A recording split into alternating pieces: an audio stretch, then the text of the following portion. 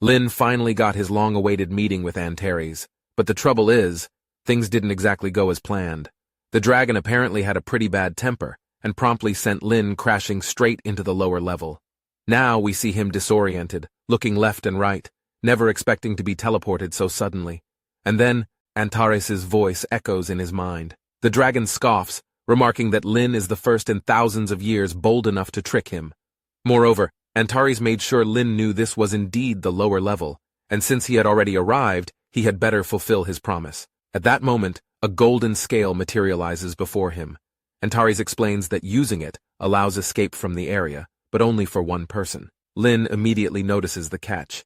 Beside him lies Hammer Girl, and he realizes with a sigh that Antares is playing dirty. Holding the scale, he knows exactly what the dragon was trying to do, likely a dilemma or perhaps an invitation, wanting to see Lin abandoning her. Of course, Lin remarks inwardly that Antares holds grudges like no other.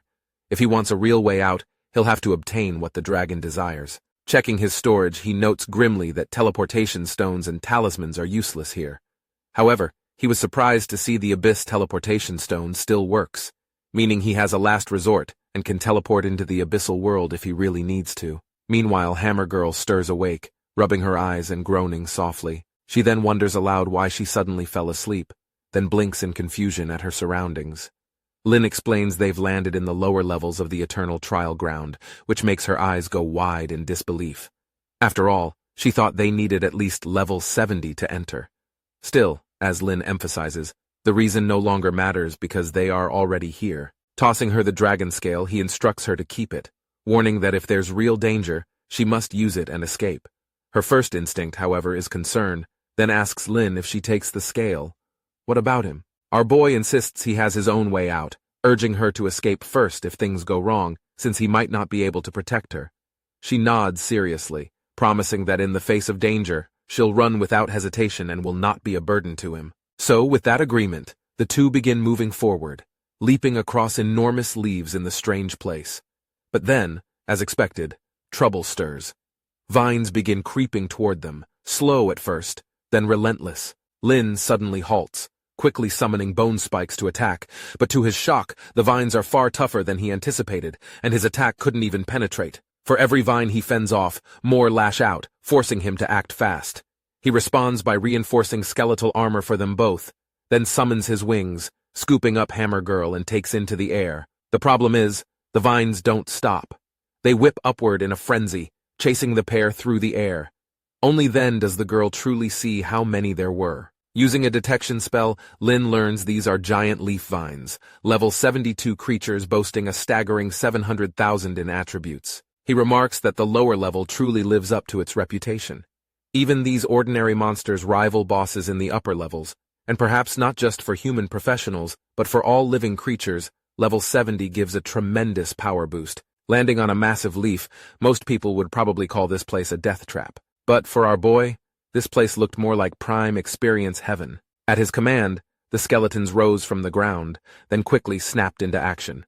The Lich General steps up first, providing a round of buffs, while the ranged skeletons unload volleys of firepower from above. Meanwhile, the skeletal berserkers hack away without pause, and soon the vines are shredded, and leaves begin raining down. However, the trouble is far from over. More vines lash upward, and Lin knows better than to take them head-on. He swiftly scoops up Hammer Girl to dodge, but not every strike can be avoided. A colossal leaf slams against his skeletal armor with a deafening crack, and Lin grimly notes the impact, saying it's strong enough that his armor can only withstand 3 such blows. Clearly, dragging this fight out won't end well. At that moment, the Lich General raised its staff, then summoned 3 aura rings in quick succession. Some boost their attack while another boosts their speed, but most importantly it was the fire ring doing work as flames roared upward to incinerate falling leaves. Within seconds, notifications flood in informing him that he defeated a bunch of level 72 giant leaf vine and earned over 2 million experience for each kill. The two found a safe spot, and all that's left is the acrid scent of charred vegetation filling the air. Meanwhile, Hammer Girl glances up timidly. She can't help but observe Lin in shock, cheeks turning beet red as a thought crosses her mind, wondering how he could be this powerful. Even in the lower level, just being around him made her feel safe. The realization that she was still in his arms only makes her heart race faster. But the moment didn't last long. After Lin sets her down, A sudden gust howls past. She hears a muffled grunt, then watches in shock as our boy's skeletal armor is obliterated in an instant, sending him hurtling backward. Her eyes widen in disbelief, struggling to process what just happened. Lin himself hasn't even registered it fully. What truly stuns him is that his armor didn't block a single blow. As Hammer Girl lifts her head, what looms in the distance is a colossal tree that emerges from the shadows.